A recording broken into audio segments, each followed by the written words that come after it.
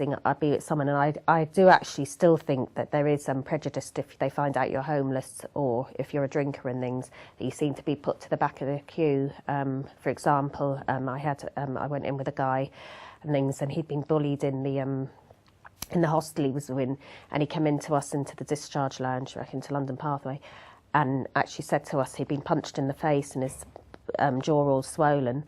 And he said, I'm not going back there, I've slept on the streets the last 2 nights. So I actually went down to housing with him that morning. We put other things aside because this was important and things. He'd been in this whether it's only actually yesterday this happened.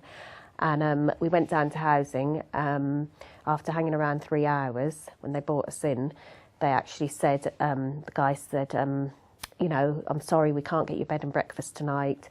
There's you know, there's just nothing in that. You're going to have to go back to the hostel tonight. And I said, is this other guy, this bully, is he still there? He said, yes, but we are getting, you know, he is going.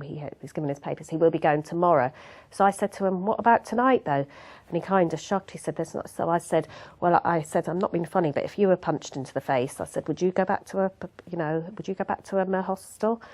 And I said, I'll allow my patient to stay. I said, if there's an armed guard beside his bed. So with that, he got up and said, I'll have a word with the manager. 40 minutes later, he came back and told me, told me he'd found a hostel, an actual hotel, not a hostel. He found a hotel that he'll be put in for the near future and things. So I think, to be honest, if that guy had gone in on his own how he was, they would have just fobbed him off. Only that I said to him, like, you know, if you have an armed guard there, but apart from that, he won't be going. And to be honest, I would have. I'd no training for that. I would have actually called the police. I was thinking the next thing to do, and I was going to say, you know, they're putting this man back into danger, and saying to the police that he'd need, you know, someone to look at. You know, I was going to take it further, and I think the chap actually seen that, because I was sort of thinking this isn't going to happen. So there, all of a sudden, there was a bed and breakfast van for him, or a hotel as such.